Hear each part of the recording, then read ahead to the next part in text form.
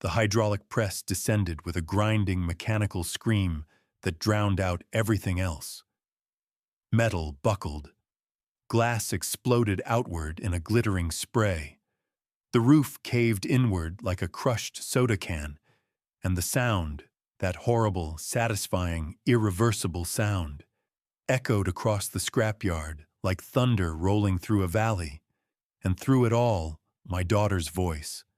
Not crying, not pleading, not the voice of the little girl I'd raised, the teenager I'd supported through every crisis, the young woman I'd welcomed back into my life with open arms. This was something else entirely. This was rage in its purest form. "You're insane!" Emma shrieked, her fingers clawing at the chain-link fence that separated her from the destruction. "You're actually insane. Do you have any idea what that car cost? That was supposed to be mine." I stood there with my hands in my pockets, watching $250,000 of German engineering fold in on itself, like origami made of steel and shattered dreams. The scrapyard owner, a weathered man named Marcus Delgado, who'd been in this business for 30 years, glanced at me from beneath the brim of his faded baseball cap. "You sure about this, Mr. Callahan? That's a lot of machine to turn into a cube. Last chance to change your mind." I didn't look away from the press. "Finish it." Marcus shrugged and signaled to his operator. The press continued its descent. "Before I continue, I need you to understand something critical about who I am and how I got to this moment. I'm not a cruel person. I've never been vindictive. I spent 32 years building a logistics company from a single rusted truck and a dream into a regional shipping empire. I worked 16-hour days when my competitors were sleeping. I missed birthdays, anniversaries, school plays, and graduations. I sacrificed my first marriage on the altar of ambition. I did all of it, every exhausting, lonely, difficult moment, so that my children would never have to struggle the way I did, so that my daughter would never know what it felt like to choose between groceries and rent, so that she would have options I never had. And Emma knew that. She'd grown up watching me work. She'd seen the sacrifices. She'd benefited from every single one of them. She'd counted on it, actually. That Porsche, the 2024 911 Turbo S in midnight blue with the custom leather interior and barely 3,000 miles on the odometer, wasn't just a car. It was a symbol of everything I thought I understood about my family, about loyalty, about the bonds between parent and child. And it was a symbol of everything I'd been catastrophically, heartbreakingly wrong about. Listen to me carefully. 3 weeks before that moment at the scrapyard, I didn't know my daughter had been systematically draining my accounts for 8 months. I didn't know she'd forged my signature on loan documents, trust amendments, and power of attorney forms. I didn't know she'd convinced my own accountant, a man I'd trusted for 15 years, to help her move money because she'd told him I was developing dementia and she needed to protect the family assets before Dad gives everything away.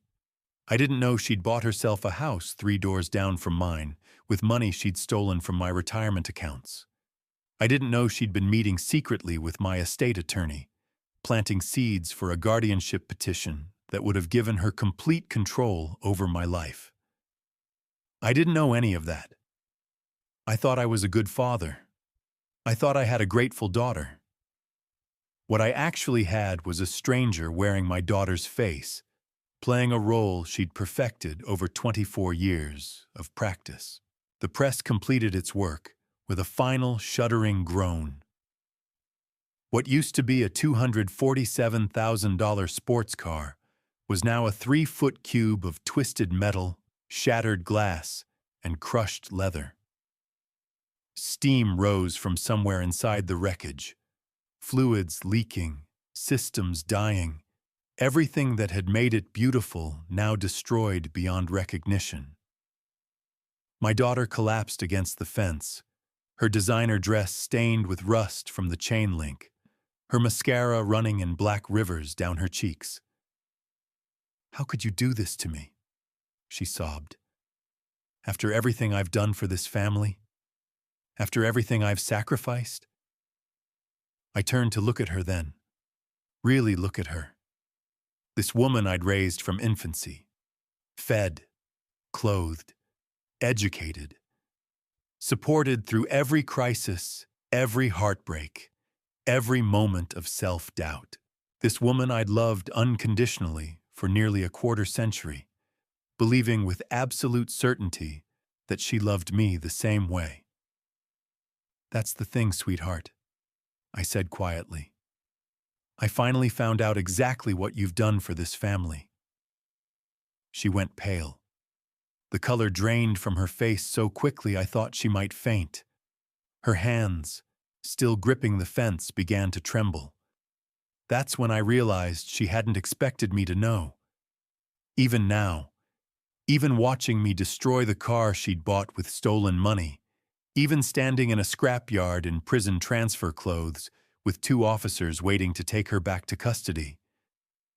She thought this was about something else. A tantrum. A father's dramatic gesture. Some kind of emotional breakdown she could manage, manipulate, turn to her advantage the way she'd turned everything else. She had no idea I'd found the safety deposit box. She had no idea I'd spoken to the attorney she thought was in her pocket. She had no idea that in 72 hours, she wasn't just losing a car. She was losing everything. My name is Thomas Callahan. I'm 58 years old. I live in Portland, Oregon, where I built Callahan Freight Solutions from nothing into a company worth $46 million. And this is the story of how my own daughter tried to steal my life savings, have me declared mentally incompetent, and take control of everything I'd spent 3 decades building. This is also the story of how I found out, gathered evidence, set a trap, and burned her kingdom to the ground while the whole world watched. It's not a story about revenge. It's a story about truth. And it starts 18 months before that moment at the scrapyard, on a quiet August evening when I still believed my daughter loved me. Let me take you back to the beginning. Not the very beginning. I'll spare you the full rags to riches montage, the childhood poverty, the decades of grinding work. But you need to understand where I was 18 months ago, because that's when the cracks started forming in the foundation of my life. I just didn't see them yet. August 2024, a Tuesday evening, warm and golden, the kind of Pacific Northwest summer night that makes you forget about the 9 months of gray drizzle. I was sitting on the deck of my house in Lake Oswego, watching the sun set over the water, drinking a glass of Macallan 18 that cost more than my first car. Life was good. Better than good, actually.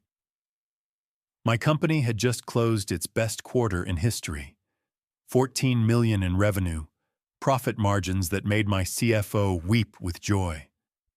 I'd finally paid off the mortgage on the lake house, a 5-bedroom craftsman I'd bought as a fixer-upper 12 years earlier, and slowly transformed into something beautiful.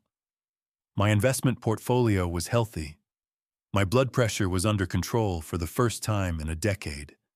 I had everything I'd ever wanted, except Patricia. My wife, my second wife, the love of my life, had passed away 14 months earlier. Pancreatic cancer. The diagnosis came in January, and she was gone by April, fast and brutal, the way that particular disease always is. We'd been married 11 years. She was the one who'd convinced me to slow down, to enjoy what I'd built instead of constantly chasing the next milestone. She was the one who'd taught me that success meant nothing if you didn't have someone to share it with. Losing her had hollowed me out in ways I'm still discovering.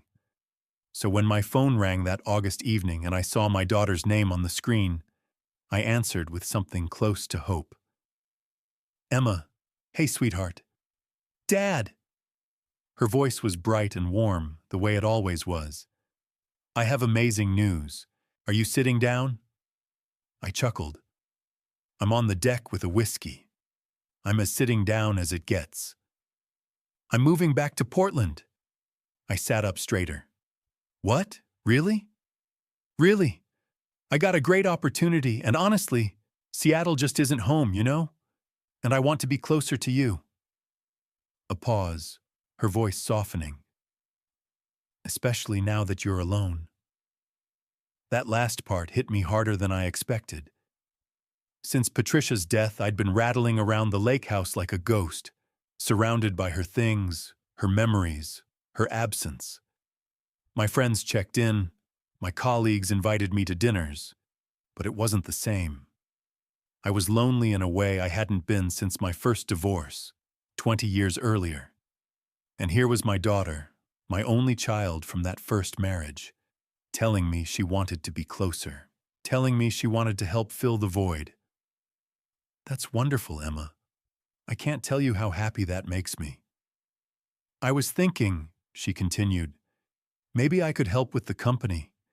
I know you've been talking about retirement, and I've got my business degree just collecting dust. Maybe I could learn the ropes, take some weight off your shoulders." It sounded perfect. It sounded like everything I'd ever wanted. My daughter following in my footsteps, the family business becoming an actual family legacy, the empire I'd built passing into capable hands. I should have heard the pitch in her voice, the practiced warmth, the way she'd steered the conversation exactly where she wanted it to go. But I was lonely, and I wanted to believe my daughter loved me. And sometimes that's enough to blind you to everything else. "Let's talk about it when you get here," I said. "I'll help you find a place, get you settled." "Thanks, Dad. I love you." "I love you too, sweetheart." I hung up and finished my whiskey, watching the last of the sunset fade to purple over the lake. I had no idea what I'd just agreed to. Emma arrived in Portland 3 weeks later. I picked her up at the airport myself, waiting at the arrivals gate like an eager parent on the first day of school. When she came through the doors, tall, blonde, beautiful, in a way that reminded me painfully of her mother, I felt my heart swell with something I hadn't experienced in months. Hope. "Yon Dad!" She dropped her carry-on and threw her arms around me. "It's so good to see you." I held her tight, breathing in the familiar scent of her perfume, feeling the solid reality of my daughter in my arms. "Welcome home, sweetheart." We spent the first week getting her settled. I helped her find a condo in a nice building downtown. Modern, secure, good neighborhood. The rent was steep, but I offered to cover the first 6 months while she got on her feet. "You don't have to do that, Dad." "I want to. Consider it a welcome home present." She hugged me again, and I felt like the luckiest father in the world. The condo was a 2-bedroom unit on the 14th floor, with floor-to-ceiling windows and a view of the Willamette River. We spent a weekend furnishing it. New couch, dining table, bed frame, all the basics. I paid for everything without a second thought. That's what fathers do. By October, Emma had become a fixture at Callahan Freight Solutions. She started coming by the office twice a week, then 3 times, then every day. She sat in on meetings, asked questions, took notes. She had lunch with department heads and coffee with the administrative staff. Everyone seemed to love her. Bright, charming, eager to learn. My COO, Bernard Fletcher, was the only one who expressed concern. Bernie and I had been together since the early days. He'd started as a driver when I only had 3 trucks, worked his way up through every position in the company, and now managed operations for our entire Pacific Northwest region. He knew the business better than anyone except me. He also knew people. "She doesn't ask questions about operations," he told me over lunch one day, about 6 weeks after Emma started. She asks questions about money, where it goes, who controls it, what the approval processes are for large transactions. I frowned. She's trying to understand the big picture. That's natural. Is it? Bernie set down his fork. Tom, I've trained a lot of people over the years. When someone's genuinely interested in learning the business, they ask about logistics, supply chains, customer relationships, route optimization. He paused. They don't ask how the CFO processes wire transfers. I waved him off. She's my daughter, Bernie. She's just trying to understand how everything fits together. He gave me a look. The kind of look old friends give you when they think you're making a terrible mistake, but know you won't listen to reason. Just be careful, Tom. Family and business don't always mix, and sometimes the people we trust the most are the ones most capable of hurting us. I ignored him. That was my first mistake. As the weeks passed, Emma's role at the company expanded in ways I didn't fully notice. She started handling my calendar, then my email, then my correspondence with Gerald Vance, the accountant who'd been managing my personal finances for 15 years. It's just easier if I coordinate things, she explained when I questioned it. You've got enough on your plate running the company. You shouldn't be bothered with paperwork and scheduling while you're still processing everything. I wasn't sure I was still processing Patricia's death. It had been almost a year and a half at that point. But Emma made it sound reasonable. She made everything sound reasonable. She was good at that. I'd later learn it was her greatest skill. Around the same time, she started suggesting changes to my personal staff. Dad, I don't want to overstep, but have you considered updating your team at the office? We were having dinner at the lake house, grilled salmon and asparagus, a bottle of Pinot Noir from a Willamette Valley vineyard Patricia had loved. What do you mean? Well, Margaret, for instance. Emma cut a delicate piece of fish. She's been your assistant for what, 20 years? 22. Right. And she's wonderful, really. But she's a little old-fashioned, don't you think? Maybe it's time for fresh blood. Someone who understands modern systems, digital communication, the way business works now. I set down my fork. Margaret Chen had been my executive assistant since the company was small enough to fit in a single warehouse. She knew more about Callahan Freight Solutions than most of the executives. She remembered the names of every client's spouse and children. She'd held my hand through my divorce, through Patricia's illness, through every crisis and triumph of the past 2 decades. She was also the only person who ever pushed back when I made bad decisions, the only one who wasn't afraid to tell me I was wrong. Margaret stays, I said firmly. Emma smiled sweetly. Of course, Dad. Just a thought. But things changed after that conversation. Little things at first. So small I almost didn't notice them.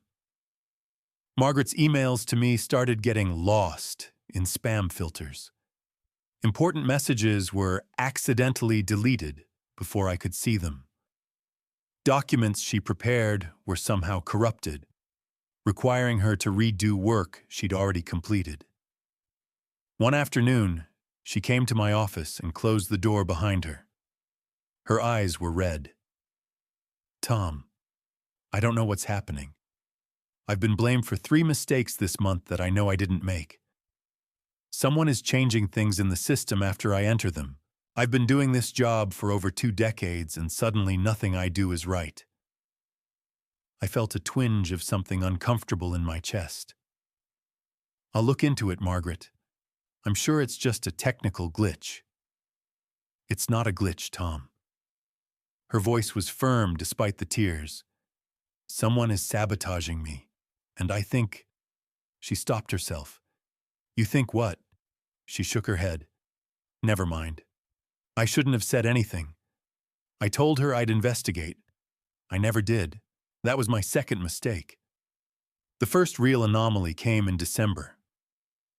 I was reviewing year-end financials with Gerald Vance in his office downtown. Gerald was a meticulous man. Bow ties, round glasses, a precisely trimmed mustache, the kind of person who alphabetized his spice rack and organized his closet by color. I'd trusted him implicitly for 15 years. We were going through the numbers, line by line, when I noticed something that didn't match my memory. "What's this withdrawal here?" I pointed to a line item on the statement. $50,000 to Callahan Family Trust? Gerald peered at the document through his glasses. "Oh, that. Emma set it up. She said you'd asked her to create a trust for estate planning purposes. Something about protecting assets from potential future litigation." He looked up at me. "She had all the paperwork, Tom. Your signature was on everything." I frowned. "I don't remember asking for that." Gerald went very still. "She had your signature," he repeated slowly. "I verified it myself. It looked exactly like your handwriting." Something cold moved through my chest. A sensation I couldn't quite name. Not fear, not yet, but something close to it. A premonition of disaster. But I pushed it down. There had to be an explanation. Emma wouldn't do something like that without telling me. She wouldn't forge my signature. She was my daughter. "I'll ask her about it," I said. "Probably just a miscommunication. We've had a lot of conversations lately about my estate, about the future. Maybe I mentioned something and forgot." Gerald nodded slowly, but I noticed his eyes lingering on me a moment too long. Something uncertain in his expression. Something worried. That night I called Emma. "The family trust?" She laughed warmly. "Dad, we talked about this. Don't you remember? It was right after Patricia's first anniversary. You said you wanted to set up something to protect your assets, make sure everything was organized in case something happened to you." I tried to recall that conversation. I couldn't. "You were drinking that night," Emma continued gently. "A lot, actually. I was worried about you, but you were very clear about what you wanted. You said you didn't trust yourself to handle the paperwork, so you asked me to take care of it." I had been drinking a lot in those early months after Patricia's death. Grief does things to your memory. Bourbon does things to your memory. It was possible, wasn't it, that I'd had a conversation I couldn't remember. "Okay," I said slowly. "Just next time, remind me before you move money around. I like to know where things stand." "Of course, Daddy." Her voice was honey. "I'm just trying to take care of you, the way you've always taken care of me." I believed her. That was my third mistake. January arrived cold and gray, the way Portland winters always do. I'd been feeling off. Not sick exactly, but foggy, distracted. I'd find myself standing in rooms without remembering why I'd gone there. I'd start sentences and lose track of what I was trying to say. I attributed it to the season, to lingering grief, to the natural process of getting older. Emma noticed. "Dad, I'm worried about you." She was sitting across from me at the breakfast table, watching me struggle to remember where I'd put my car keys. "You've been forgetting things. Little things. But still, maybe you should see a doctor." "I'm fine, Emma. Just tired." "Please? For me?" She reached across the table and squeezed my hand. "I couldn't bear it if something happened to you. You're all I have left." That got me. She was right. We were all each other had. Her mother had remarried and moved to Florida years ago, mostly out of the picture. Patricia was gone. It was just the two of us now. I made an appointment with a doctor she recommended. A specialist, she said. Someone who dealt specifically with cognitive issues in older patients. His name was Dr. Harlan Briggs. The office was sleek and modern, located in a medical complex in the Pearl District. Dr. Briggs himself was younger than I expected. Mid-40s, good-looking in a bland sort of way, with the kind of reassuring manner that probably came from years of delivering difficult diagnoses. Emma insisted on coming with me. For support, she said, and to make sure you actually tell him everything. The appointment lasted 2 hours. Dr. Briggs ran a battery of tests. Memory exercises, cognitive assessments, reflex tests, the works. He asked about my sleep habits, my stress levels, my alcohol consumption. He took a detailed history of my mental state since Patricia's death. At the end of it all, he sat us down in his office. "Mr. Callahan," he said, folding his hands on his desk, "your cognitive function is largely within normal parameters for a man your age. However, I do notice some signs of stress-related memory issues. Are you sleeping well?" I wasn't. I hadn't slept well since Patricia died. Most nights I woke up at 3 a.m. and couldn't get back to sleep, lying in the dark and listening to the silence of an empty house. "Not really," I admitted. "That explains a lot. Chronic sleep deprivation can cause significant cognitive impairment, memory issues, difficulty concentrating, confusion." He pulled out a prescription pad. "I'm going to prescribe a mild sleep aid, and I'd strongly recommend reducing your workload. The stress of running a major company, combined with unresolved grief, is clearly taking a toll." He looked at Emma. "Perhaps family members could help more with day-to-day responsibilities? Give your father some breathing room?" Emma squeezed my hand. "See, Dad? Doctor's orders. Let me help you." I walked out of that appointment feeling like something was wrong, but I couldn't articulate what. The doctor's assessment seemed reasonable. The prescription seemed appropriate. Emma's concern seemed genuine. But something nagged at me, a feeling I couldn't shake. Much later, months later, I would learn that Dr. Harlan Briggs and Emma had known each other for years. They'd met through mutual friends in Seattle, dated briefly, and stayed in touch even after the relationship ended. He still had feelings for her, and she knew exactly how to use that. That's the thing about betrayal. It doesn't happen all at once. There's no dramatic moment where the villain twirls their mustache and reveals their evil plan.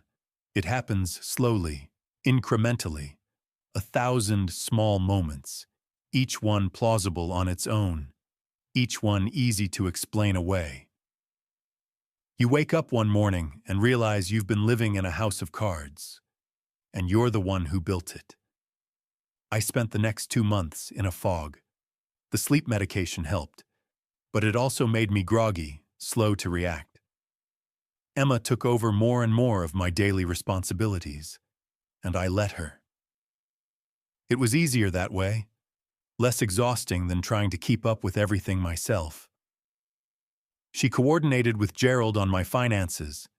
She managed my calendar and my correspondence. She represented me at meetings I was too tired to attend. And all the while, money was moving. I just didn't know it yet. The wake-up call came in February. I'd been putting off cleaning out Patricia's study, the one room in the house I'd left exactly as it was when she died. Her books still lined the shelves. Her reading glasses still sat on the desk. Her favorite cardigan was still draped over the back of her chair. I couldn't bring myself to touch any of it. But that February afternoon, something compelled me to finally face it. Maybe it was the approaching anniversary of her death. Maybe it was the sense that I'd been drifting too long, avoiding necessary grief work. Maybe it was just time.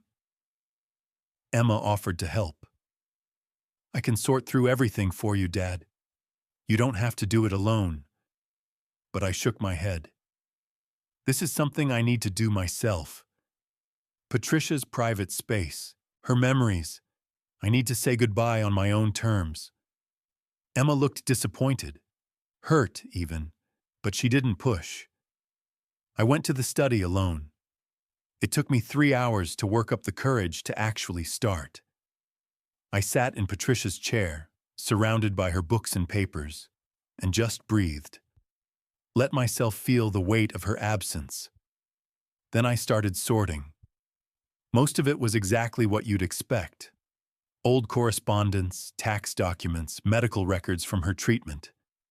I organized everything into neat piles. Keep, shred, donate. I was nearly finished when I noticed something odd. The bottom drawer of her desk was stuck. I pulled harder. It wouldn't budge. I got down on my hands and knees and examined the mechanism, and that's when I saw it.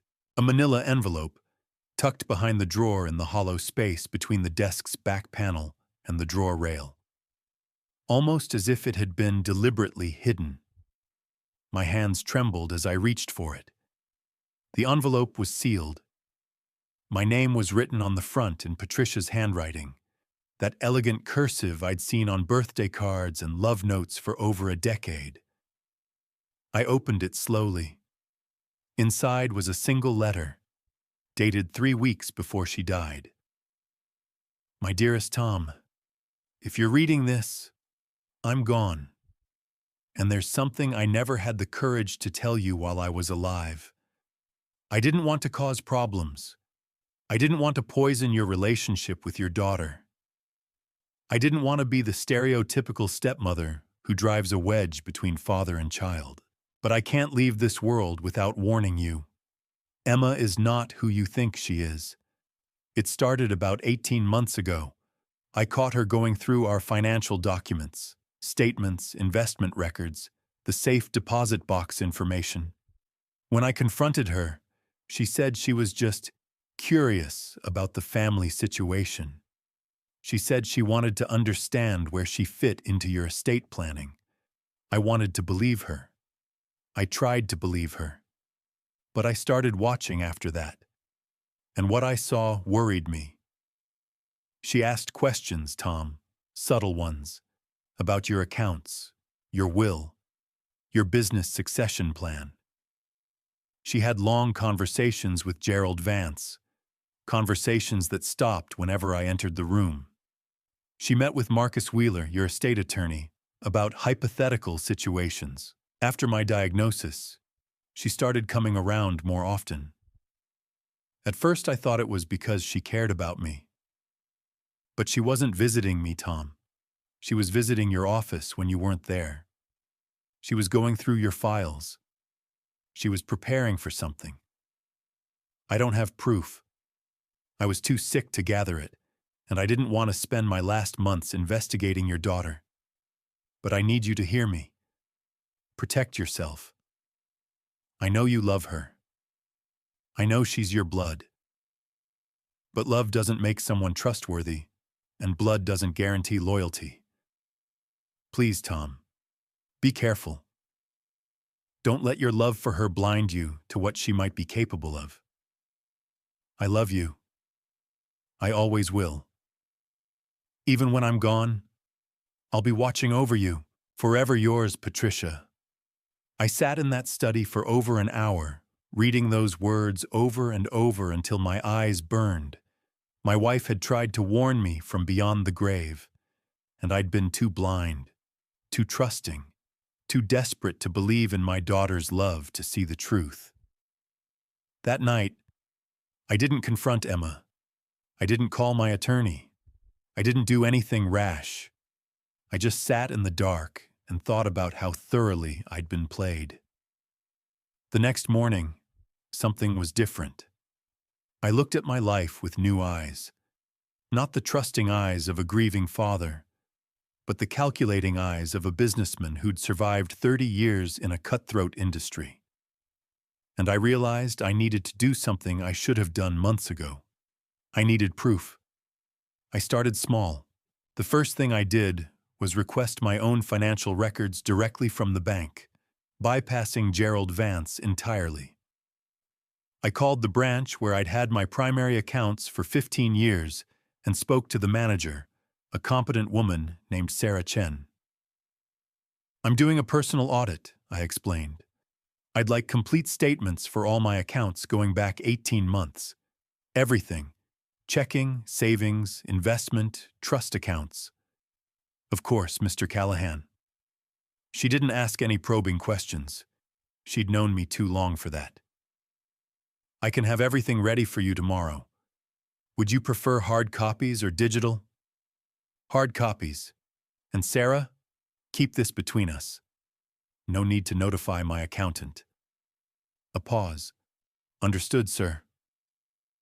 The next day, I picked up a folder thick with paper and drove to a coffee shop 2 miles from my house, far enough that Emma wouldn't stumble across me if she decided to drop by the lake house unannounced.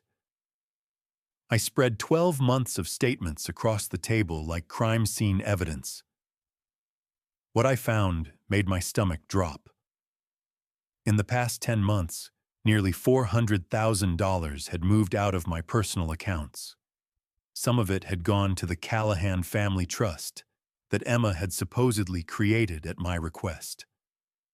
Some had gone to vendors and companies I didn't recognize, names I'd never heard of, services I'd never contracted, and a substantial chunk, over $150,000, had gone to a company called Emerald Property Holdings, LLC.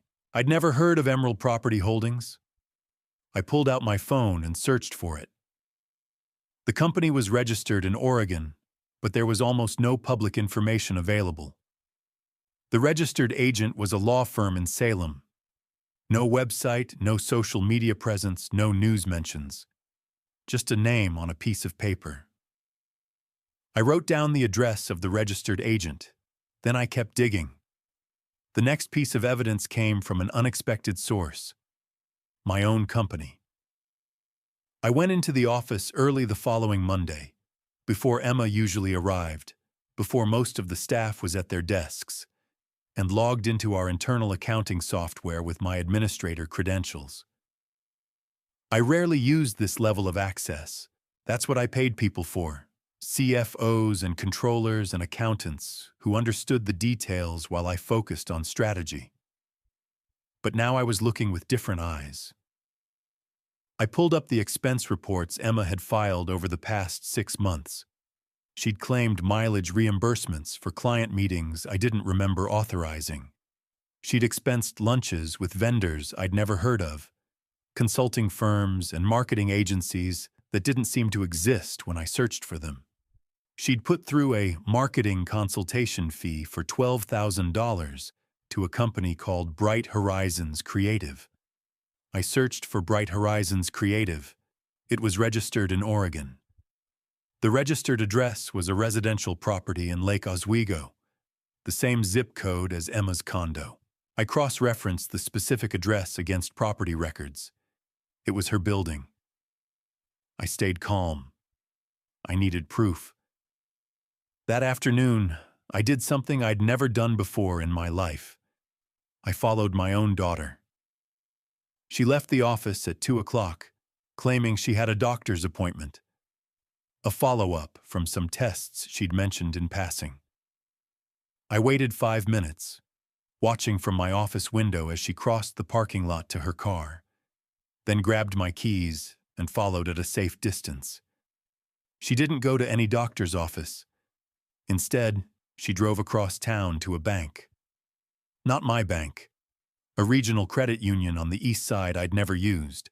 I parked across the street and watched as she went inside, spent 40 minutes doing something at the teller window, and emerged with a satisfied smile on her face.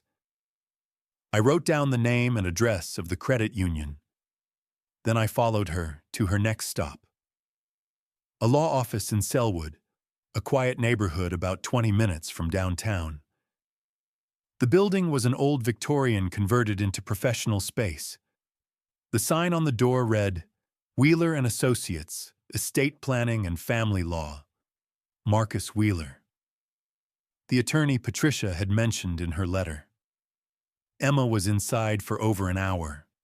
I sat in my car, watching the front door, my mind racing through possibilities I didn't want to consider. When she finally emerged, she was laughing at something, chatting with a tall man in a well-cut suit who walked her to her car. He touched her elbow in a way that seemed overly familiar. I took photos with my phone. Then I followed her home. I didn't confront her, not yet. I wasn't ready, and I didn't have enough information. But that night, I started a log. Date, time, location, duration, what I observed, everything. 2 days later, I found the burner phone. It was a stupid mistake on her part. The kind of careless error people make when they've gotten too comfortable, when they've stopped believing they might get caught. I'd gone to Emma's condo to drop off a birthday present. Her birthday was coming up in 2 weeks, and I wanted to maintain the illusion that everything was normal, keep her comfortable, keep her unsuspecting. She was in the shower when I arrived. I let myself in with the key she'd given me, a gesture of trust I now realized was calculated, a way to make me feel close to her while she picked my pockets. While I waited, I noticed her purse sitting on the kitchen counter. I'm not proud of what I did next, but I was desperate. I glanced toward the bathroom door. I could hear water running, hear her humming some song I didn't recognize. And then I opened her purse. Inside, nestled next to her regular iPhone, was a cheap prepaid phone. The kind you buy at a gas station for $30. The kind people use when they don't want their communications traced. My heart pounded against my ribs. I checked the bathroom door again, still closed, still humming. I picked up the burner and scrolled through the messages. Most were to someone saved only as G. G, transfer complete. He didn't notice anything. Account balance looks normal from his end. Emma, perfect. Schedule the next one for the 15th. Keep the amounts under the reporting threshold. G, are you sure he's not suspicious? He's been asking more questions lately. Emma, he's old and sad. He believes everything I tell him. Just keep doing what you're doing. G, and if he finds out? Emma, he won't. And even if he does, who's going to believe him? I've already laid the groundwork. Everyone thinks he's losing his mind. I read that last message 3 times. Everyone thinks he's losing his mind. I felt sick. I kept scrolling. There were dozens of messages, spanning months. References to account numbers and wire transfers and the property. References to Wheeler and the timeline and the backup plan. I photographed every message on the phone using my own device. 23 screenshots in total. Then I put the burner back exactly where I'd found it and closed her purse. When Emma emerged from the bathroom 10 minutes later, toweling her wet hair, I was sitting on the couch with a neutral expression and the birthday present on my lap. Dad, you're early. Traffic was light. I forced myself to smile. Happy early birthday, sweetheart. She crossed the room and hugged me, pressing her damp cheek against mine. You're the best father in the world, you know that? I hugged her back. I felt nothing. The G in those messages had to be Gerald Vance. I was almost certain. But almost wasn't good enough. I needed confirmation before I made any moves. So I did something strategic. I called Gerald and asked him to meet me for lunch, a casual catch-up. I told him I wanted his advice on some personal matters, father-daughter stuff, estate planning questions I was mulling over. He agreed immediately, sounding only slightly nervous. We met at a steakhouse downtown, the kind of expense account place where I'd entertained clients for 30 years.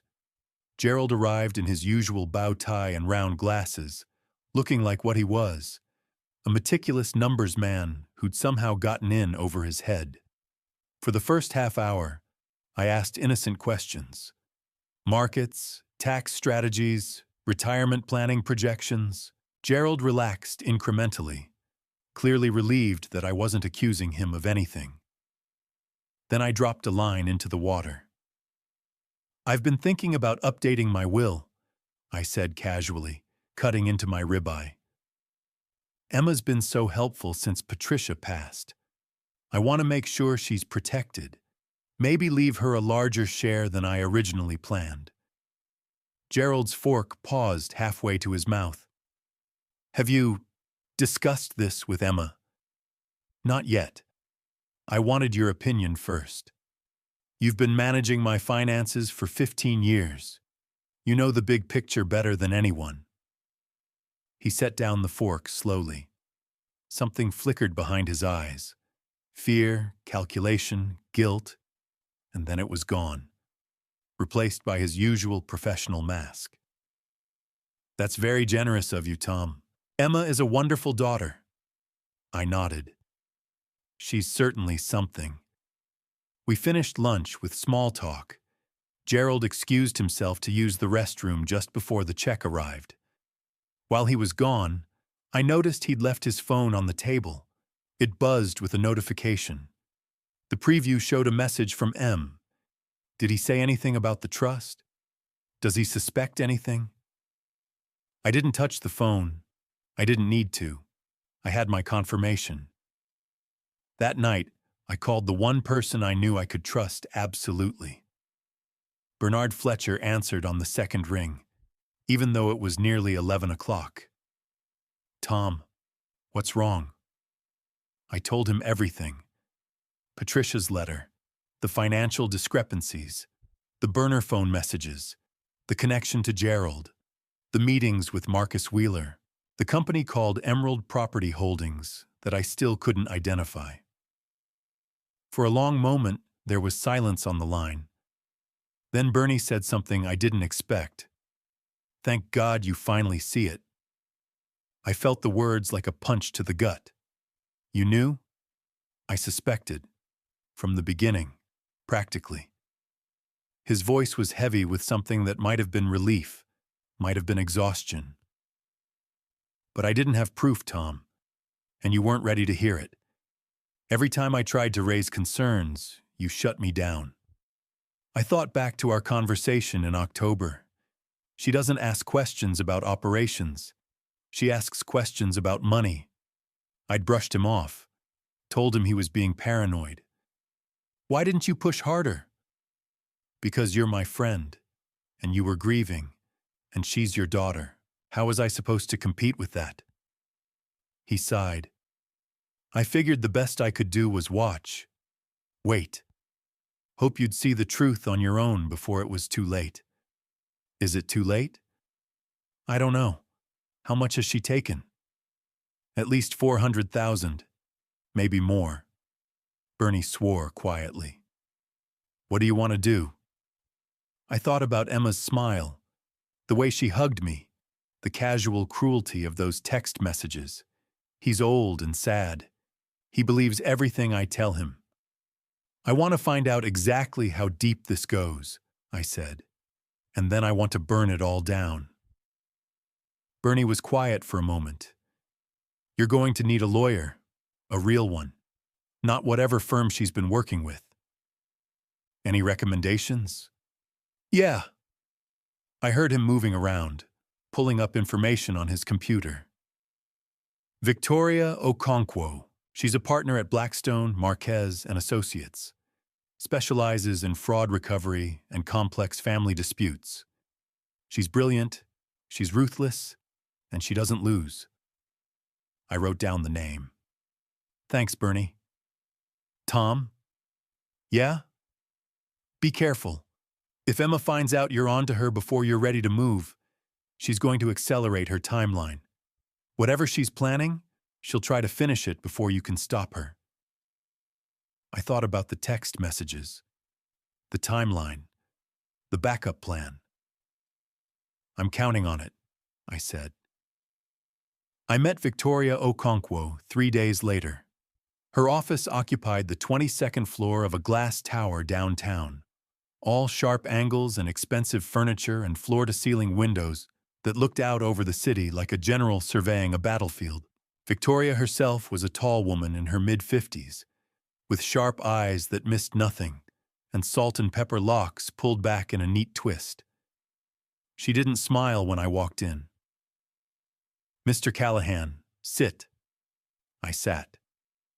"Bernard Fletcher vouches for you. He says you have a problem that requires discretion and expertise." She folded her hands on her desk. "I want to hear it from you." I laid it out. Everything. From the beginning, Patricia's letter and her warnings about Emma, the financial discrepancies I'd found in my bank statements, the shell companies and mysterious vendors, the burner phone and the text messages with Gerald, the meetings with Marcus Wheeler, the $12,000 marketing consultation to a company registered at Emma's own address. Victoria listened without interrupting. When I finished, she leaned back in her chair. "How much do you think she's taken so far?" "At least 400,000 that I can trace. Possibly more through the company. I haven't finished auditing the expense reports." "And you want it back?" "I want to understand what she was planning." I met her eyes. "And I want to make sure she can never do this to anyone else." Victoria studied me for a long moment. "Most clients who come to me with family fraud cases want two things: money and revenge. The smart ones eventually figure out that you can only really get one." She leaned forward. "Which matters more to you?" I thought about Emma's face, about Patricia's warning, about the 24 years I'd spent believing in someone who didn't exist. "I want the truth," I said. "Everything else comes second." For the first time, Victoria smiled. "Good answer. Let's get to work." Victoria's first move was to bring in a forensic accountant, a former IRS investigator named Daniel Reyes, who now worked as an independent consultant. Daniel was the opposite of what you'd expect from someone who'd spent 20 years hunting tax evaders. Soft-spoken, mild-mannered. The kind of person who blended into the background and was immediately forgotten. But put him in front of a spreadsheet, and he transformed into something relentless.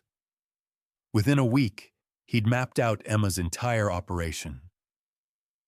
"It's actually quite sophisticated," Daniel said, spreading documents across Victoria's conference table. "She didn't just take money randomly.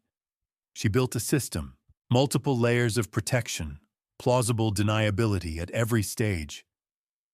He walked me through it piece by piece.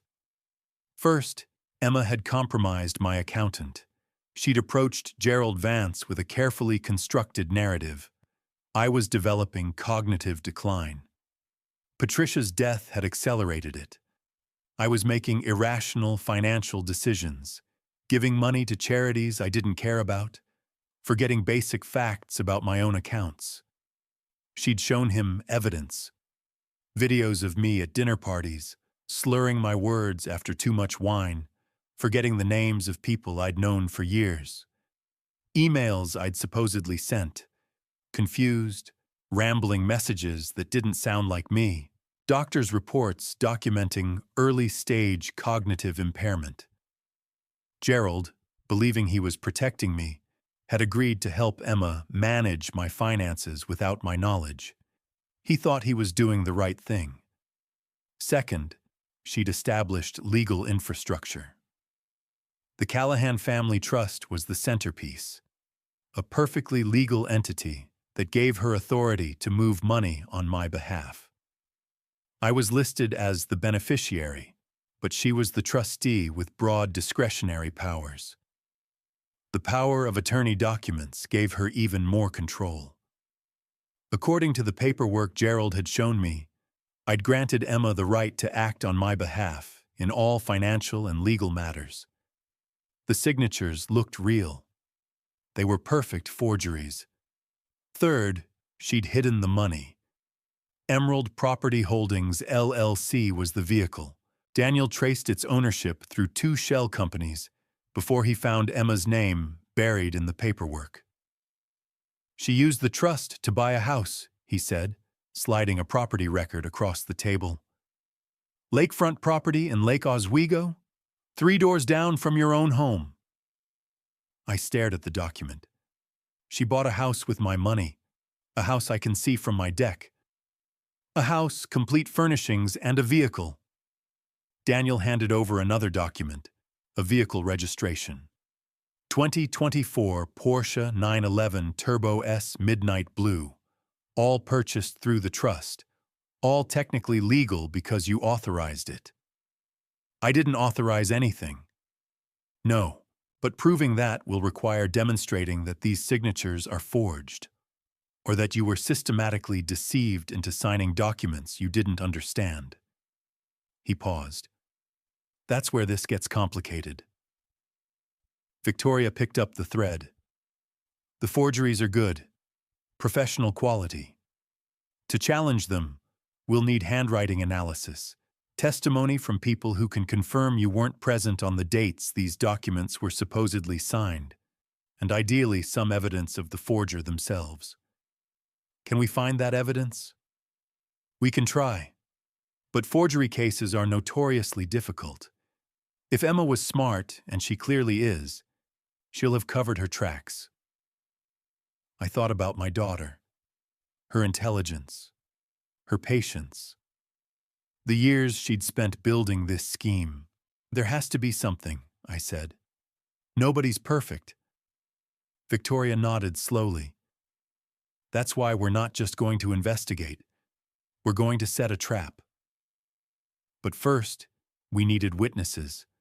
Finding them was harder than I'd expected. Gerald Vance was the obvious starting point. He was the one who'd helped Emma move the money. He had to know more than he'd admitted. Victoria arranged a meeting in her office. Gerald arrived, looking like a man walking to his own execution, pale, sweating, fidgeting with his bow tie. I need you to understand something, Victoria told him before he even sat down.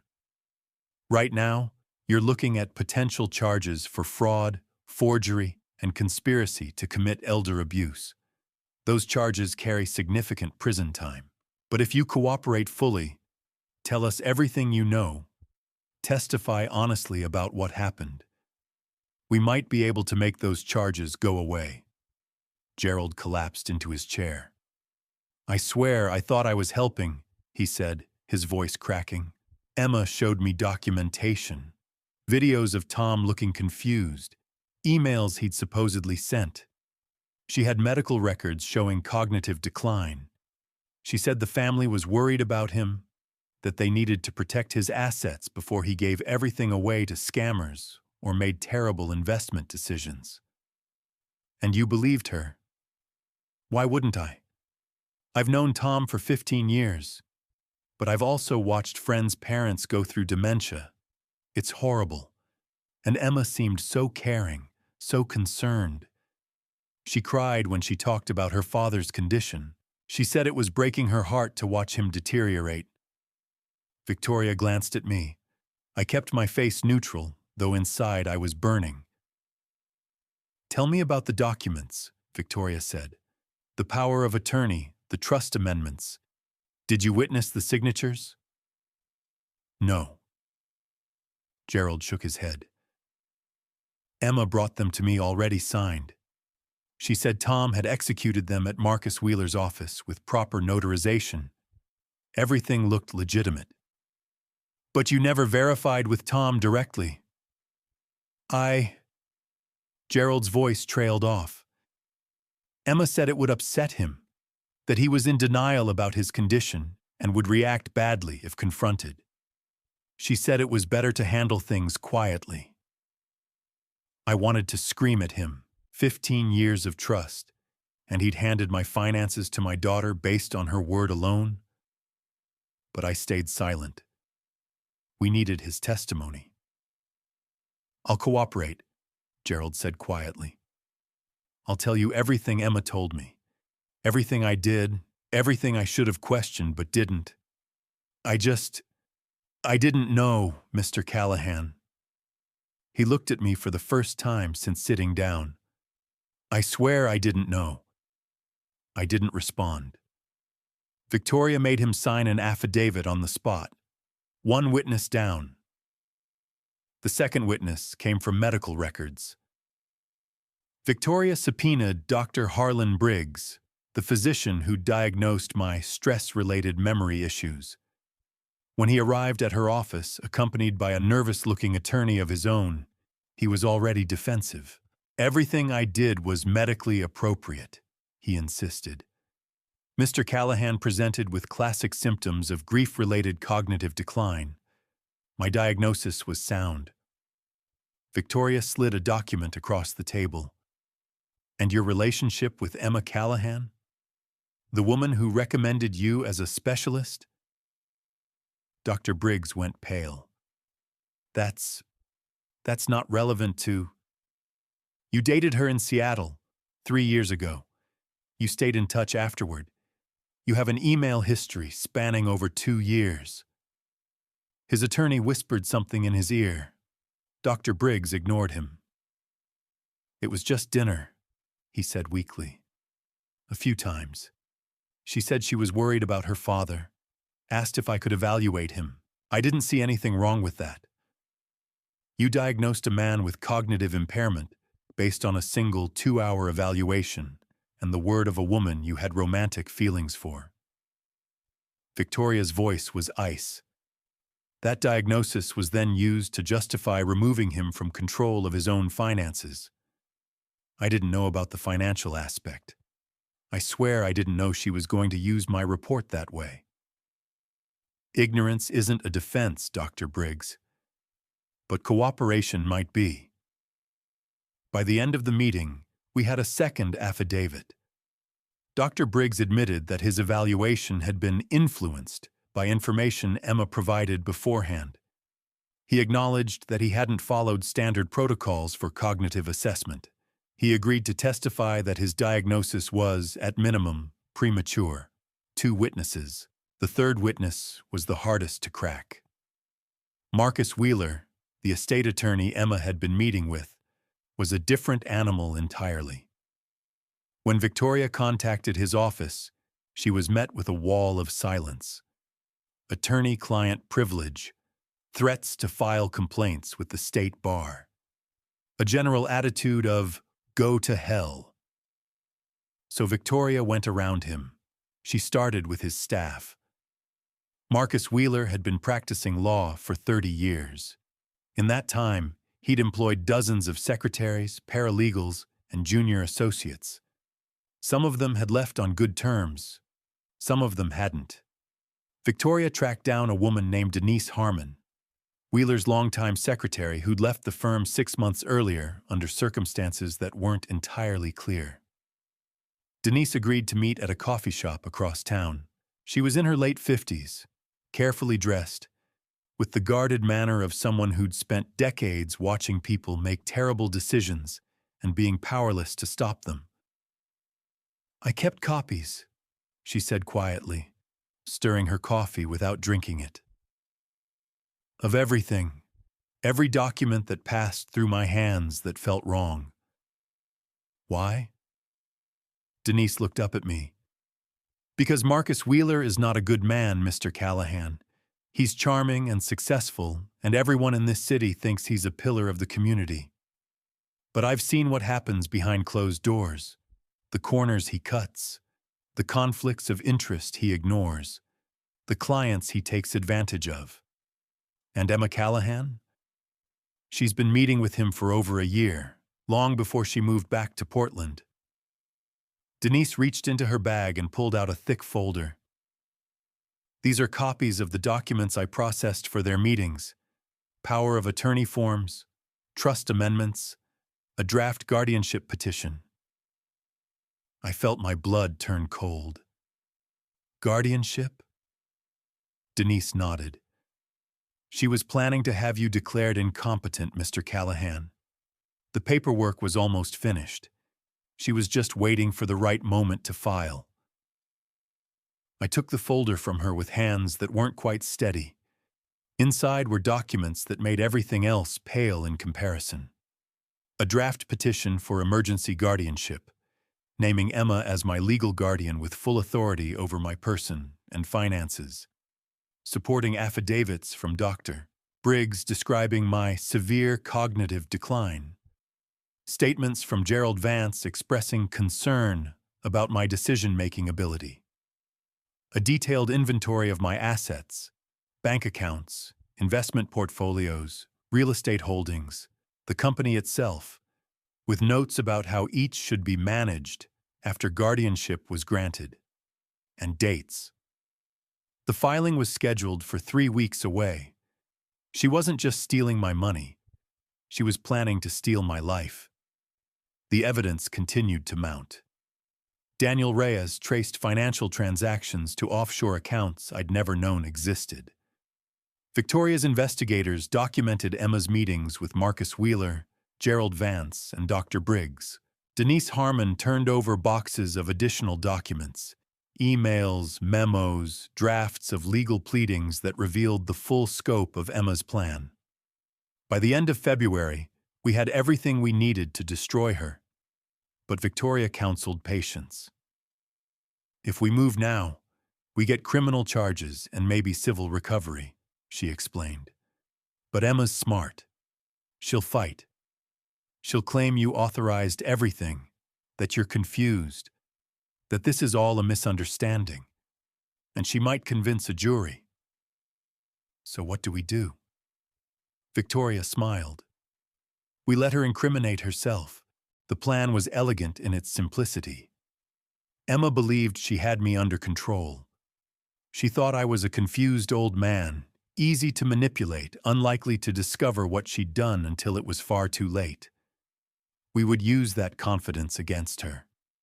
I would announce that I was making changes to my estate plan, updating my will, taking care of the people who mattered to me. Emma would assume I was preparing to leave her everything, and she would make a move. What kind of move? I asked. The guardianship filing is scheduled for 3 weeks from now, Victoria said. If she thinks you're about to change your estate plan in her favor, she might accelerate. Try to get legal control before you have a chance to make decisions she doesn't approve of. Or she might wait. Play it safe. She might, but I don't think so. Victoria tapped the folder of documents. Look at this timeline. She's been building towards something for over a year. The money she's taken, the infrastructure she's built, the relationships she's cultivated, it's all leading somewhere. She's not going to wait patiently when the prize is this close. I thought about Emma, her impatience hidden behind a patient mask, her hunger disguised as devotion. You're right, I said. She'll move. Then we need to be ready. We set the trap in early March. I called Emma and told her I wanted to discuss the future. I've been thinking about retirement, I said, keeping my voice casual, a little tired. The company, the house, everything I've built, I want to make sure it's all taken care of after I'm gone. That's so responsible of you, Dad. Her voice was warm with suppressed excitement. Have you talked to your attorney about updating your will? I'm going to. But first, I want to discuss things with the family. I'm thinking of having a small gathering at the lake house. Nothing fancy, just a dinner with the people who matter most. I want to explain my plans, make sure everyone understands my wishes. A pause. That sounds wonderful. When were you thinking? 2 weeks from Saturday, my birthday. Perfect. I'll help you plan everything. I could hear her smiling through the phone. She thought she'd won. Over the next 2 weeks, we watched Emma move. Victoria had hired a private investigator, a former FBI agent named Marcus Cole, who specialized in surveillance. He was in his 60s, weathered and patient, with the kind of calm demeanor that comes from decades of watching people incriminate themselves. Cole and his team tracked Emma's every move. Within 48 hours of my phone call, she was back at Marcus Wheeler's office. Then she visited the bank, the credit union where she'd been hiding money. Then she made 3 separate calls to Gerald Vance. "She's accelerating," Cole reported during one of our strategy sessions. "She's moving money again, larger amounts this time, and Wheeler's office has been preparing documents." "What kind of documents?" "We're not sure yet. But my guess, she's going to try to execute the guardianship before your birthday. Get legal control, then manage your announcement in a way that benefits her." Victoria nodded. "Then we need to move faster." "Tom, it's time to get your own cognitive evaluation." I understood immediately. If she tries to claim I'm incompetent, I need proof that I'm not. "Exactly. We'll use an independent psychiatrist, someone with no connection to Emma or Dr. Briggs. We'll document everything, and we'll do it quietly, so Emma doesn't know." The evaluation took place 3 days later. Dr. Amelia Foster was a professor of psychiatry at OHSU, widely published, with a reputation for meticulous assessments. She had no connection to anyone involved in my case. The evaluation took 4 hours. Cognitive tests, memory assessments, psychological profiling. She asked me about my life, my work, my relationships, my grief. At the end of it, she sat across from me with the results. "Mr. Callahan, I want to be very clear about my findings." She set down her pen. "Your cognitive function is excellent. Your memory is above average for your age group. Your reasoning abilities are sharp. Your emotional regulation is healthy. And there is absolutely no indication of dementia, cognitive decline, or any condition that would impair your ability to make decisions about your own life." I felt something loosen in my chest. "Can I get that in writing?" She smiled slightly. "You can get it notarized, certified, and framed if you want." I did. The week before my birthday, everything was in place. The trust was still frozen. Victoria had obtained a court order preventing any further transfers pending investigation. Marcus Wheeler was under investigation by the State Bar Association for ethics violations. Gerald Vance had provided his sworn affidavit and agreed to testify. Dr. Briggs had submitted documentation admitting the flaws in his original evaluation. Denise Harmon had turned over every document she'd copied over 30 years, and Dr. Foster's evaluation proved, conclusively, that I was mentally competent. The trap was set. All we needed was for Emma to walk into it. 2 days before the party, she made her move. I was at the office, pretending to work, when Margaret Chen knocked on my door. "Tom, there's a process server here. He has documents for you." My heart rate spiked, but I kept my voice calm. "Send him in." The man who entered was young, professional, apologetic. "Thomas Callahan, I have a summons for you. You've been named as a respondent in a guardianship proceeding."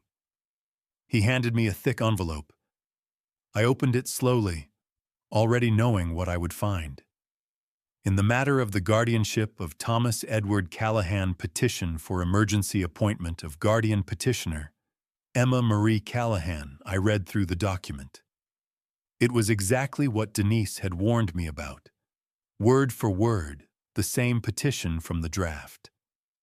Emma was claiming I was mentally incompetent, that I was making irrational financial decisions, that I was a danger to myself and needed immediate protection. The hearing was scheduled for the day after my birthday. She'd timed it perfectly, or so she thought. I called Victoria. She filed. "I know, I've already seen it." Victoria's voice was calm, almost satisfied. This is exactly what we wanted, Tom. She's committed herself. She's on record claiming you're incompetent, and we have independent documentation proving you're not. What's our move? We let her come to the birthday party. We let her believe everything is going according to plan. And then we spring the trap. The morning of my 59th birthday, I woke up with a clarity I hadn't felt in months. For the first time since Patricia died, maybe for the first time in years, I knew exactly who I was, what I wanted, and what I was going to do. I got dressed in my best suit, the one Patricia had helped me pick out. Dark gray, perfectly tailored, the kind of suit you wear when you want to be taken seriously. I reviewed my notes one final time. Then I drove to the lake house to face my daughter. The party was scheduled for 4 o'clock. By 3:30, guests were already arriving. Bernie and his wife, a few close friends from the company, Margaret Chen and her husband, and Gerald Vance. He arrived early, looking like he might collapse. I'd insisted he come. Victoria wanted him there as a witness, and frankly, I wanted him to see what his cooperation with Emma had led to.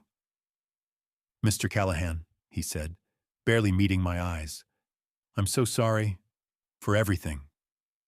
I didn't respond. He took a seat in the corner and stared at his hands. Emma arrived at 4 o'clock sharp. She was radiant. Designer dress, perfect makeup, a smile that could light up a room. She looked like what she was pretending to be, a devoted daughter celebrating her beloved father's birthday. "Dad." She crossed the room and kissed my cheek.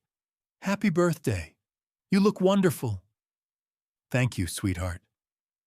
Are you ready for your big announcement? Everyone's so excited to hear what you've planned." I smiled. "Almost. There's one more guest who hasn't arrived yet." Emma frowned slightly. "Who?" As if on cue, the doorbell rang. I walked past her to answer it, feeling her eyes on my back. Standing on my porch was Victoria Okonkwo, flanked by Marcus Cole and 2 uniformed police officers from the Portland Bureau. Emma's smile froze. "Dad, what is this?" I stepped aside to let them in. "This is my attorney, Victoria Okonkwo. She has some questions for you." Emma's face went white. "I don't understand. What's happening?" But I could see it in her eyes, the first flicker of fear, the first crack in her perfect composure. "Why don't we all go inside?" I said, "and I'll explain everything." We gathered in the living room, Miss Emma, Bernie, Gerald, Margaret, a handful of friends, Victoria and her team. The police officers stood quietly by the door. Emma tried to maintain control. "Dad, I don't know what's going on, but this is hardly appropriate for a birthday party." Her voice was light, confused, the tone of someone humoring a confused relative. "Can't we discuss whatever this is privately? You're making everyone uncomfortable." "No," I said. "We can't." I pulled out the folder I'd prepared. Months of evidence, meticulously organized, every document numbered and cross-referenced. "I'm going to tell everyone here a story," I said, "and when I'm done, they can decide for themselves what kind of person you really are." Emma's jaw tightened. "Dad." "Sit down, Emma." Something in my voice made her comply. I started at the beginning. I told them about Patricia's letter, the warning from my wife that I'd ignored for too long. I showed them the actual letter, passed it around so everyone could read Patricia's words for themselves. I told them about the financial discrepancies I'd found when I finally looked at my own bank statements, the hundreds of thousands of dollars that had been moved without my knowledge. I told them about the burner phone hidden in Emma's purse, the text messages with Gerald Vance, coordinating transfers, discussing how to handle me if I became suspicious. He's old and sad. He believes everything I tell him. I read that message aloud, slowly, clearly, making sure everyone in the room heard it. Gerald flinched in his corner. I told them about the Callahan family trust, created without my knowledge, funded with my money, controlled entirely by Emma. I showed them the documents, the forged signatures, the dates that proved I couldn't have signed them, including one dated during Patricia's funeral. I told them about Emerald Property Holdings, the shell company Emma had used to buy herself a lakefront house and a $250,000 sports car with money she'd stolen from my retirement accounts. I showed them the property records, the vehicle registration, and finally, I told them about the guardianship petition. 2 days ago, I said, Emma filed paperwork to have me declared mentally incompetent, to make herself my legal guardian with complete control over my person, my finances, and my company. I held up the petition. She claimed I was suffering from dementia, that I was a danger to myself, that I needed to be protected from my own decisions. I looked at Emma. She was staring at the documents spread across my coffee table, her face pale, her hands trembling. The hearing is scheduled for tomorrow, I continued. But there's something Emma didn't know when she filed. I pulled out Dr. Foster's evaluation. 3 days ago, I underwent a comprehensive cognitive evaluation by an independent psychiatrist with no connection to anyone in this room. Dr. Amelia Foster is a professor at OHSU with 30 years of experience in cognitive assessment. I read from the report. Mr. Callahan's cognitive function is excellent. His memory is above average for his age group. There is absolutely no indication of dementia, cognitive decline, or any condition that would impair his ability to make decisions about his own life. I looked up. In other words, I'm not incompetent. I never was. Every claim Emma made in that petition is a lie. The room was absolutely silent. Emma's composure shattered. "This is insane," she said, her voice rising. "Dad, you can't possibly believe any of this. I was trying to help you. You've been confused ever since Patricia died. You don't know what you're saying." "I know exactly what I'm saying. You're old. You're sick. You need me to take care of you." "I needed a daughter," I said quietly. "What I got was a con artist." "That's not—" She stopped herself, visibly regrouping. "Fine. You want to play this game? Let's play. I have documentation too. Videos of you at parties, slurring your words, forgetting people's names. Medical records showing cognitive decline. Witnesses who'll testify that you begged me to take over your finances because you couldn't handle it anymore." Victoria stepped forward. "Your witnesses have already recanted, Miss Callahan. Gerald Vance provided a sworn statement 3 weeks ago detailing exactly how you manipulated him. Dr. Briggs admitted that his evaluation was compromised by his personal relationship with you, and Denise Harmon, Marcus Wheeler's secretary, turned over boxes of documents proving that you've been planning this for over a year." She dropped a thick folder on the table, including draft petitions, forged signatures, and communications with Mr. Wheeler about how to manage your father's assets after you gained control. Emma stared at the evidence. Something shifted in her expression, the mask slipping, the real person underneath finally becoming visible. Cold, calculating, furious. "You went through my things," she said slowly. "You violated my privacy. You stole $400,000 from your father," Victoria cut in. "You forged his signature on legal documents. You conspired with his accountant and his attorney to have him declared mentally incompetent. And you did all of it while pretending to be a devoted daughter." She nodded to the police officers. Emma Callahan, you're under arrest for fraud, forgery, and conspiracy to commit elder abuse. You have the right to remain silent. Anything you say can and will be used against you in a court of law. The officers moved forward. Emma backed away. You can't do this. I'm his daughter. I'm his blood. You can't throw away your own blood. I stepped between her and the door. You threw us away, Emma. The moment you decided my money mattered more than my trust. I needed... Her voice cracked. I needed you to see me, Dad. I needed to matter. And the only way to matter to you was to be useful, to be helpful, to be a thief? She had no answer. The officers took her arms. As they led her toward the door, she turned back to look at me one last time. You'll regret this, she said. You'll realize what you've done, and you'll regret it. I held her gaze. The only thing I regret is not seeing you clearly sooner. They took her out. I stood in my living room, surrounded by evidence and witnesses and the wreckage of everything I thought I knew about my family. And I felt nothing at all. The aftermath of the party was quiet. My guests filtered out slowly, most of them unsure what to say.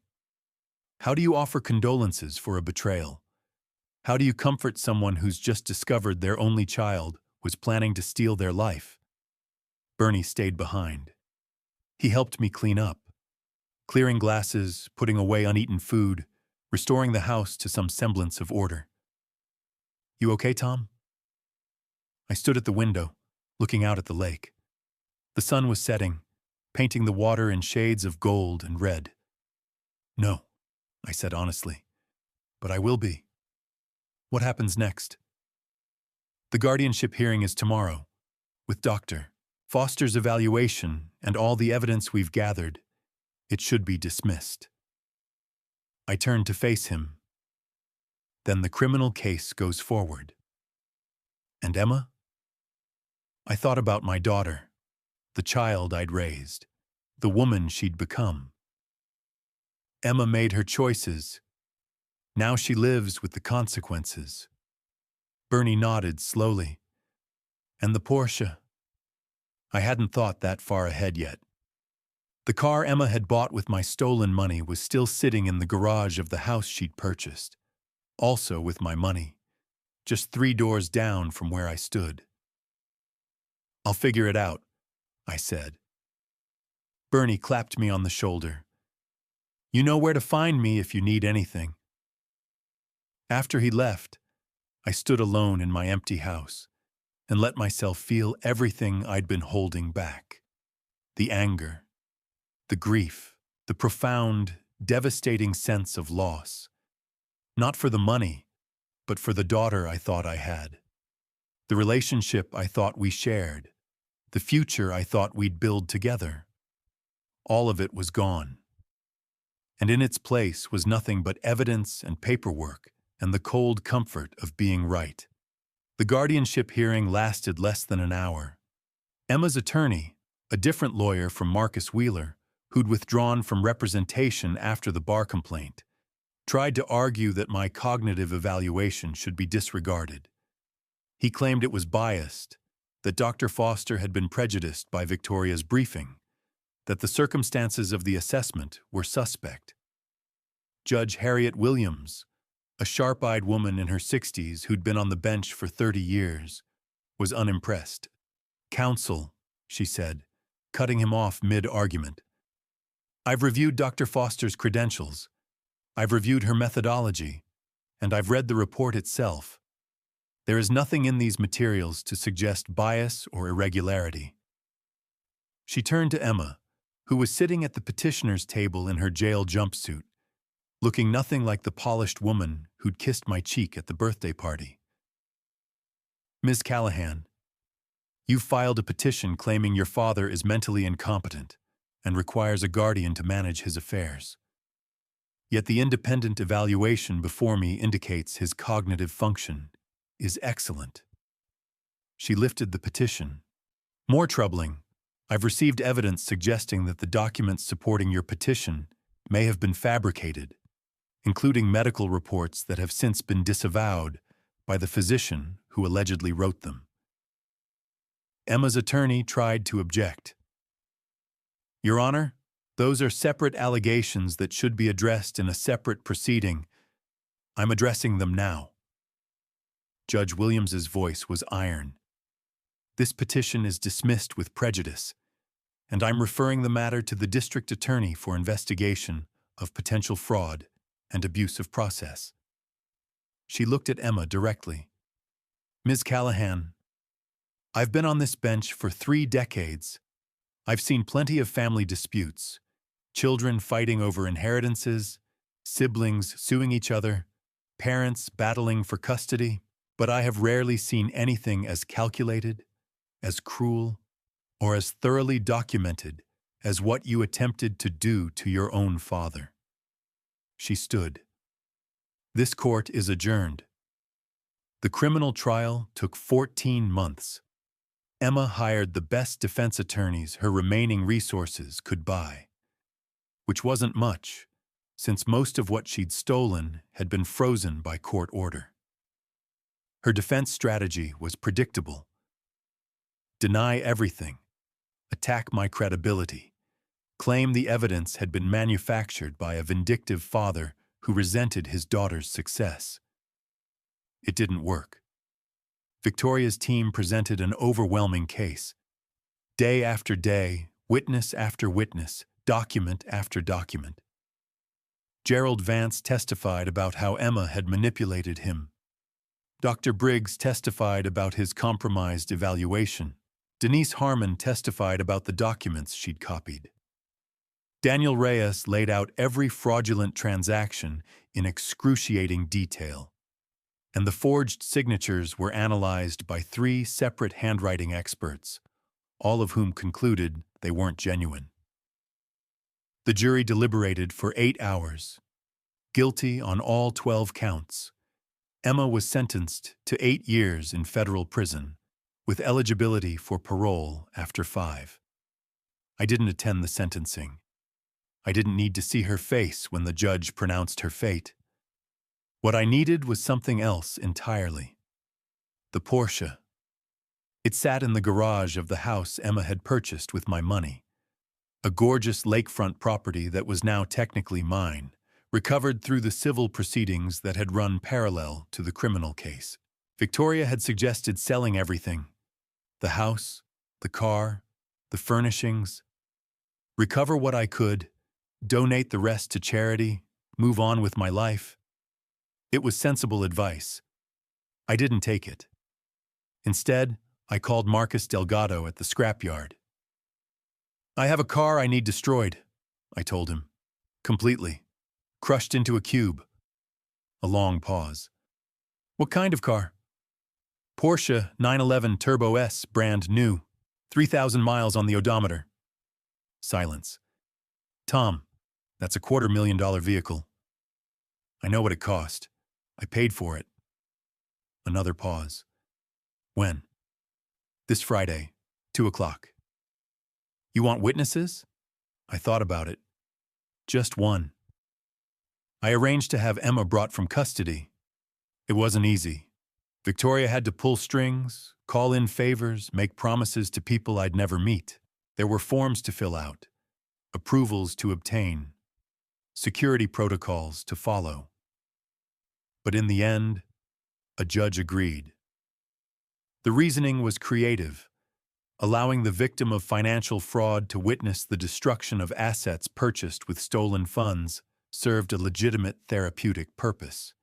In other words, closure. They transported Emma in a prison van, wearing an orange jumpsuit, her wrists cuffed in front of her. 2 corrections officers escorted her to the chain-link fence that surrounded the active part of the scrapyard. I was already there, standing beside the Porsche. The car gleamed in the afternoon sun, midnight blue, pristine, beautiful, in the way only expensive German engineering can be beautiful.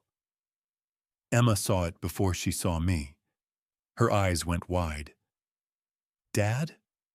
What is this? What are you doing? I didn't answer. Marcus Delgado approached, wiping his hands on a rag. Ready when you are, Mr. Callahan. Do it! The hydraulic press engaged with a mechanical groan. Emma's screams started the moment the first panel buckled. No, no, no, no, you can't do this! That's mine! That was supposed to be mine! I watched the car fold in on itself, the windshield exploding into 1,000 glittering fragments, the leather interior compressing into something unrecognizable. The engine block groaning as forces it was never designed to withstand crushed it flat. $247,000 of German engineering transformed into scrap. Emma collapsed against the fence, sobbing, her mascara running in black rivers down her cheeks. How could you do this to me? After everything I've done for this family? After everything I sacrificed?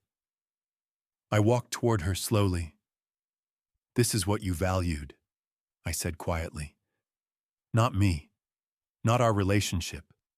Not the memory of Patricia or the company I spent my life building.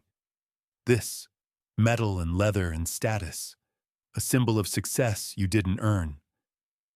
I was going to take care of you. You were going to put me in a home. My voice was ice. You were going to have me declared incompetent, take control of everything I own, and then manage my life until there was nothing left to take. She stared at me through her tears. I hate you, she whispered. I hate you so much. I nodded. I know. I turned and walked away. Behind me, the press finished its work. The Porsche was gone, compressed into a 3-foot cube of twisted metal and shattered glass.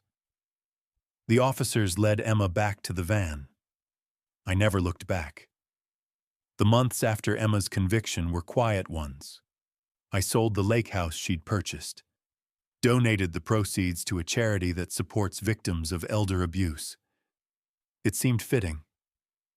I went back to work for a while, but my heart wasn't in it. Bernie was running things beautifully, and the company didn't need me anymore. Maybe it never had. So I retired. Not completely. I still sit on the board, still attend quarterly meetings, still offer advice when asked. But the day-to-day grind is someone else's responsibility now. I spend my mornings on the deck, watching the lake. I spend my afternoons reading, or gardening, or talking to Patricia the way I always do, sharing my thoughts with her, asking her advice, pretending she can hear me even though I know she can't. I adopted a dog, a golden retriever named Chester, who would have made Patricia laugh. He's terrible at fetch, but excellent at sitting beside me in the evenings, his head on my knee, offering the kind of unconditional loyalty that humans seem incapable of. I'm not the same man I was before all this. I'm harder, more cautious, less willing to trust without verification.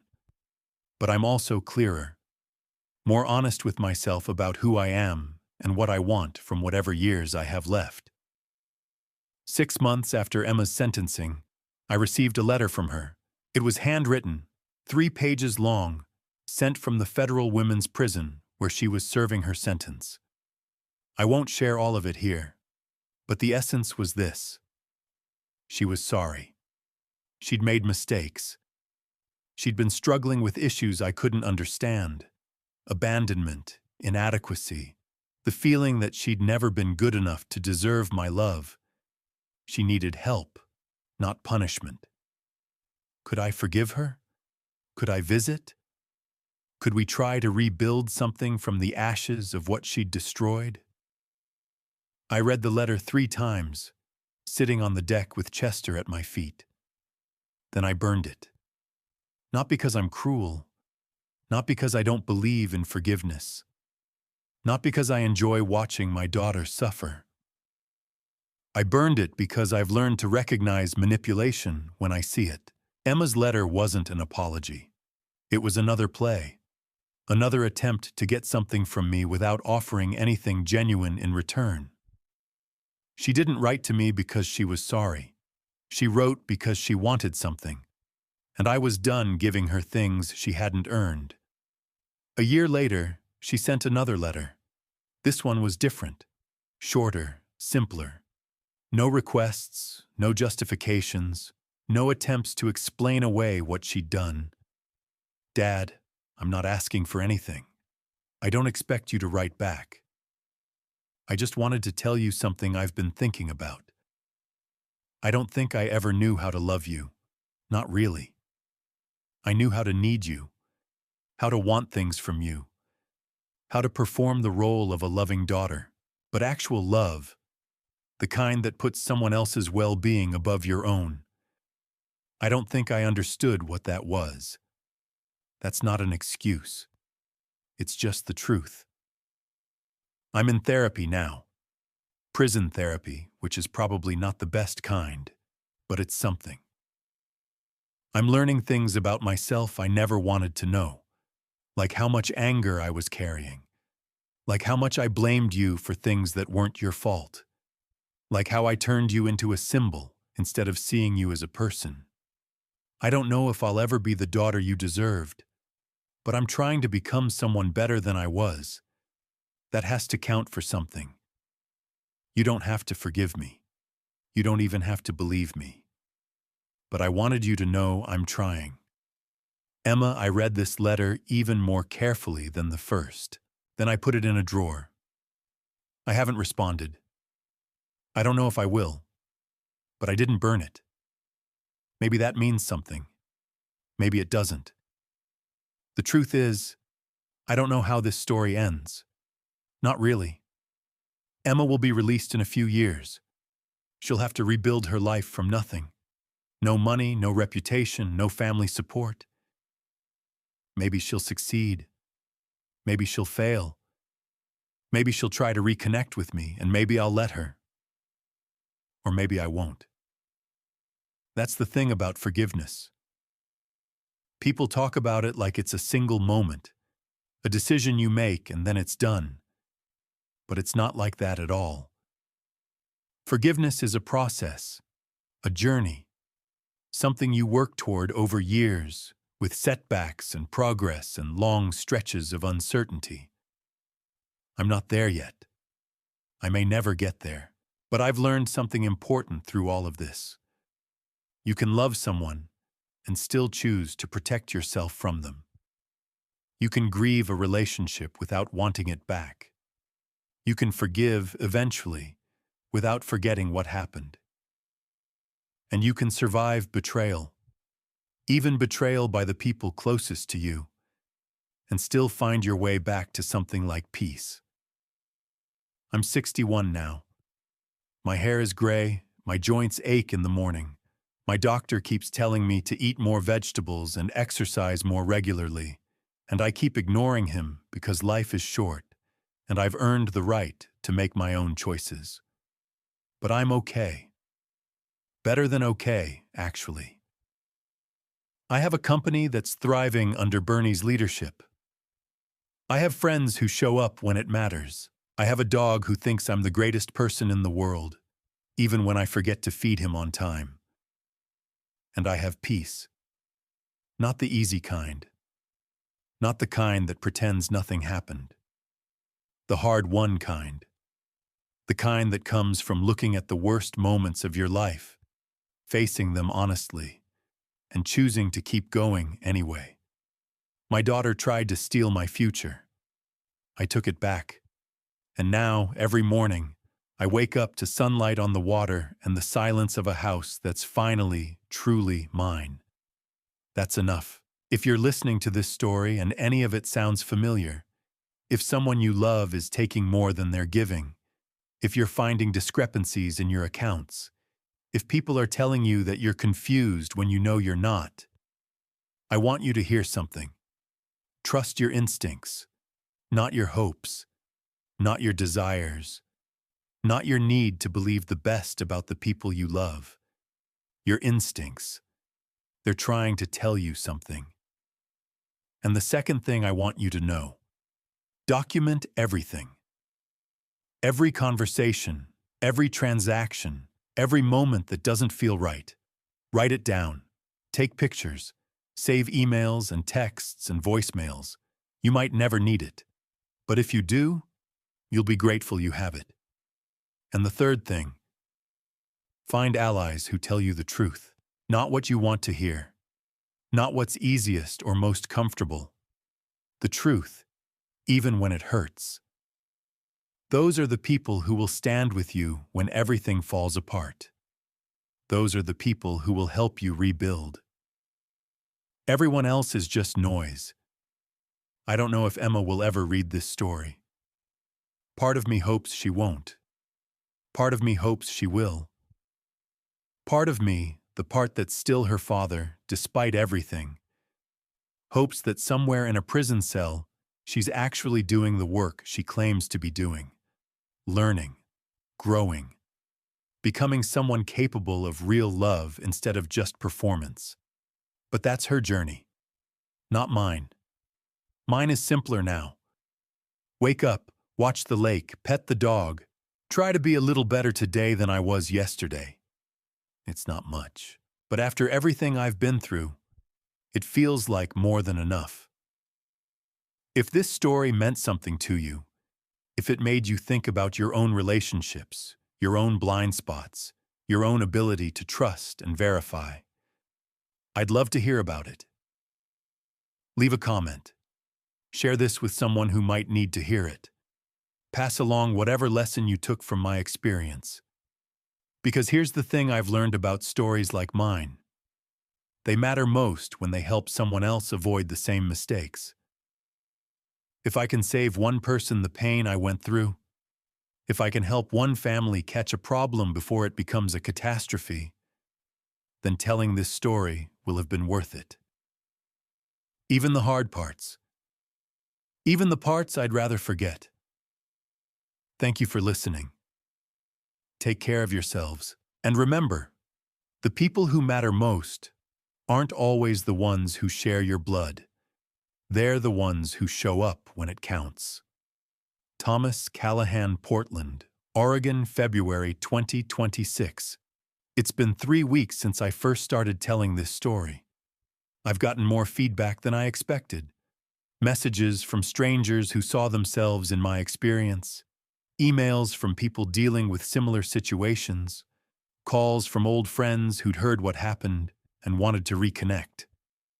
One message stood out.